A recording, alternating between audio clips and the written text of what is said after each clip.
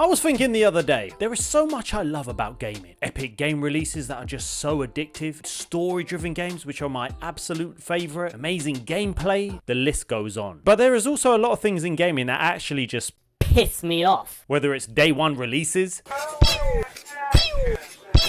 sometimes it could be the sheer quality of the writing of the story. You can't pay the mortgage! So we're gonna run through these 10 things I hate in gaming. And you know what, before I start recording, I'm gonna play a little bit of Days Gone. Ooh, I wouldn't play that if I was you. Why not? It's because it's not diverse enough. It's 2024. It's not doing very well on the ESG score. So,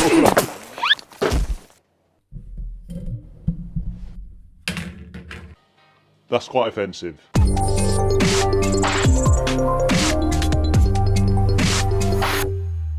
In number 10, the one thing I've realised about some games, especially in modern days, is that sometimes they're just a bit too easy. For instance, I'm not sure about you guys, but Spider-Man 2, I had it on the hardest difficulty, and it was one of the easiest games I've played. At times, I felt like I was playing a 10-year-old's game. I guess that's why Soul games are so damn popular, because they are their own genre, and I love that they give players the absolute freedom, but also no helping hand. I think we need more games like that. Even games like The Last of Us Part 1, which I've played multiple times, platinumed it, just saying. When I'm just exploring the world looking for collectibles, it takes about a minute. You want a hint, and it's just like telling me where to go, even though I know where I'm going. I don't want hints, and I try to turn it off. I just want to be left alone.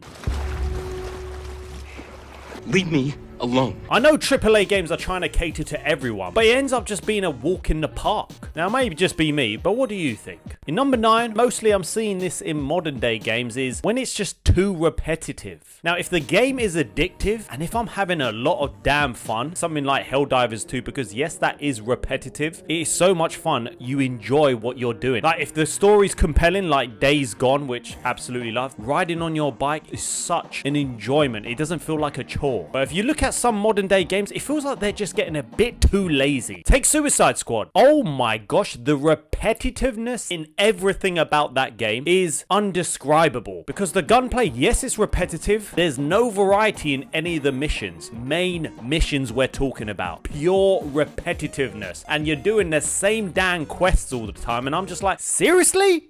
Is this all you got for me? It's a place built for verticality, mobility, the unique fusion of enhanced traversal, gunplay, and melee weapons, creating a supervillain empowerment that we think is a totally original gameplay experience. Wait a minute.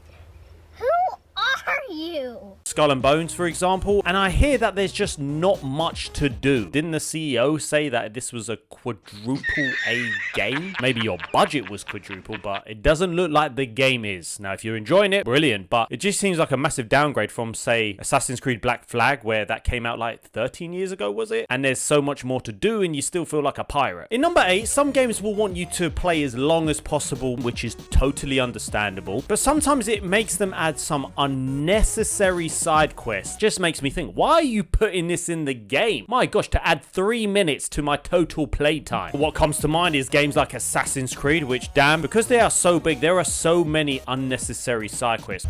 Very funny. So, you know, Odyssey, when delivering a letter literally 50 yards down the street, where she could have just saved herself like a few hundred coin or currency, wherever she paid me. Wow, that was a side quest. Now I'll kill you for wasting my time. Valhalla had quite a lot of these, along with games like even Final Fantasy 16, which I loved, but you know, retrieving a lantern in the field and bringing it back, not very challenging. Mostly the escort missions in Assassin's Creed Valhalla, Assassin's Creed Mirage. There were quite a few of those that were quite boring. Guess there was just filler. Well, you know, who can forget Spider-Man 2? One of the best side missions I've ever experienced.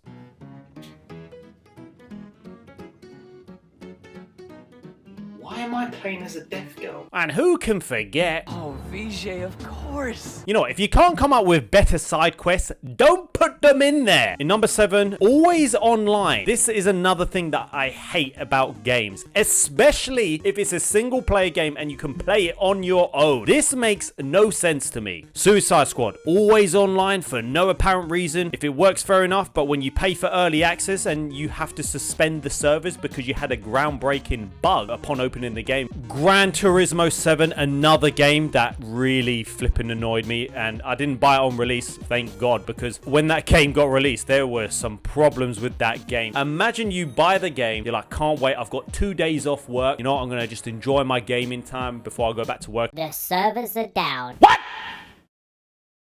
What the f? Like, come on, man. We need to do better. I'm sorry. Do not be sorry. Be better.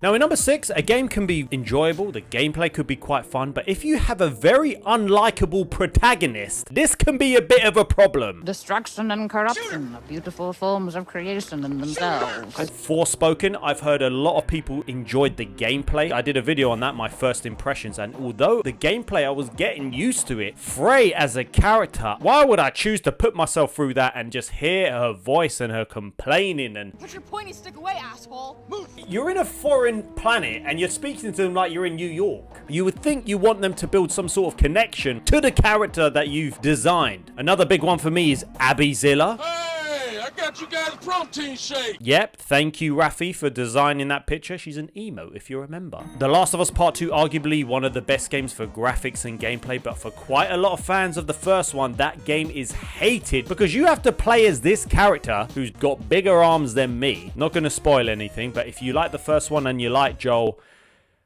damn. Another reason could be just like you don't like how much they are talking. Some people mention Atomic Heart, which I didn't think it was a problem, but I guess it was more the fact that there was a lot of dialogue and some people just found it annoying. Let me know in the comments. Name your top 3 protagonists that you can't stand. In number 5, microtransactions. Now I know they are more known for free-to-play games and totally understandable. If you love Fortnite and play for endless hours, I think it's a good thing to support the game you love and are getting endless hours of fun. But if you buy a game for £70 and then you can buy stuff on top of that, that makes no sense. It might be cosmetics. I don't mind if you feel like, you know what, you're trying to make even more revenue. I get it. But when you're playing Gran Turismo 7, and for me, I loved all of the Gran Turismo series, especially on the PS1. The fact that they make it so damn hard, I've got nowhere near the amount of cars in this game because it is such a grind. If you want, you could always just pay for more currency and you can buy your favorite cars. I feel like that's the only problem with something like Gran Turismo 7 and why I haven't played it in so long. I can't afford a Lamborghini in real life, and now I can't even afford it in a game. Well, you know, Ubisoft have become very popular with microtransactions. This can range from mostly cosmetics, but I do believe something like Odyssey had XP, and I do remember playing that game, and I had to do a shitload of side missions because I was like, wow, I'm nowhere near the level. When you have games like Mortal Kombat 1, which I enjoyed, they started charging for finishes, fatalities, and characters. Like, this is the biggest bullshit I've seen in a game where I paid for the deluxe edition on Mortal Kombat 1. I just want to play the game, and then you're locking these sort of features which are minor behind a paywall. You're taking the piss out of your community. Like a Dragon Infinite Wealth, which I do want to play that eventually. It looks really, really fun. It's got great reviews, and although it's probably like the best selling for a new game plus, they locked it behind the deluxe edition. In number 4, you know when you have that most anticipated game and you're like, I'm buying this day one, I can't wait to experience this, and then it comes out and it's broken at launch. Star Wars Jedi Survivor. I cannot wait to play this game. I've been waiting for this for so long. 2 hours later. What the?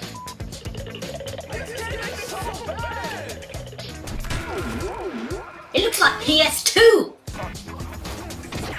Nowadays, it's even better to wait 6 months to a year so that you get some patches through so it can actually make the game what it's supposed to be at. It punishes people getting early access edition and day one games. Star Wars Jedi Survivor, one of my favorite games of 2023. And oh my gosh, when we played it the first time on stream, the frame rate issues, there was no performance mode because that was not 60 FPS. The stuttering major boss battles where they would just glitch out. Oh boy, this is correct. Bruh. What the hell? That was supposed to happen. I want my fucking money back. Forget that, you already paid for the game. It's smart money. Cyberpunk 2077, Jesus Christ, it took them 3 years to get the game where it should have been, and I get that it is an amazing game now, but oh my gosh, talk about being punished for buying a day one release and not waiting for those damn reviews. Assassin's Creed Unity at launch, Battlefield 2042, Anthem, the list goes on. I think we delayed this by months. Now the boxes are shiny. And number 3, the one thing I'm hating about modern day gaming is digital only releases. I used to do midnight releases for FIFA. My gosh, that's when I loved FIFA, and it was just so much fun seeing so many people at the store. I was like, yeah, I'm not going college tomorrow. Woohoo! I feel like this is ruining the gaming industry, and it's just only going to be a bad thing. All games became digital only, and I get it, it's just more convenient. You can pre-download games and it's ready to go, but I just feel like it's giving us less and less control and ownership over these games. Baldur's Gate 3, know a lot of people love that game. I didn't like it. Maybe I'll try again in the future, but I just couldn't get to grips with it. It's digital only. I've just bought it and I can't actually sell it to a mate. It's just so annoying, and it just ruins the enjoyment out of getting a box. I don't know what it is when you get a present. Here you go, here's a code to download. I bought the collector's edition to Spider-Man 2. Did it come with a disc? No, of course not. It came with a code. With physical games, we need to keep this alive. I feel like with gaming, it just gives us more power to the consumer and the gamer. With these online games and server issues, eventually they'll be like, we're just going to take this game off. Doesn't matter, it's digital only. I'm really hoping the next generation of consoles with the PSX will be physical. I really hope Sony don't do that. No, we're just going to do everything digital. I know it's already happening. My local game by February 15th, which is already passed. Yeah, we're not going to take in any more pre-used games, so you won't be able to trade in old games. No. No. No. No. No. Hell no. No. No. I refuse. No. Please, guys, buy physical. Now, in number 2, this is happening in the last few years because game companies, they need to stop this. Stop following the live service trend. When you hear live service, you think, Oh gosh, no. there's only few companies that can deliver on this. Obviously, Fortnite's been going for such a long time. The most recent, Helldivers 2, yes, it's a live service game, but it does not feel like that. You don't open up the game and you're like, oh man, I need to buy all this extra stuff. It feels earned when you're playing, and that's an example of a successful live service game. And plus, it costs £35. Suicide Squad costs so much, and then you're charging for cosmetics, and plus the gameplay is not even flipping exciting. Rocksteady and Warner Brothers designed that game thinking, this game could be running for 10 years.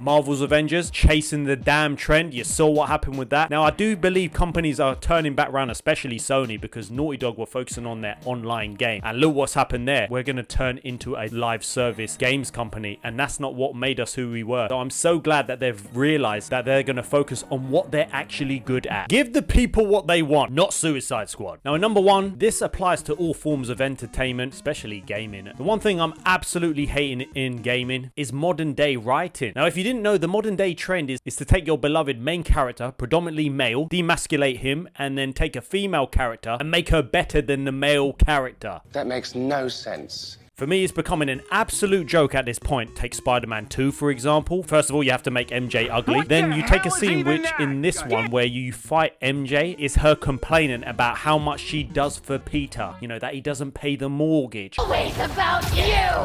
You can't keep a job. You can't pay the mortgage. Dumper. But you know, he's too selfish. You have Suicide Squad, where Harley Quinn's giving the Batman, a lecture about how he's mentally scarred people. Yeah, she's one to talk. Joel needs to be butchered by a female character. Because you know, female empowerment. You never met a strong female-ass character, have you?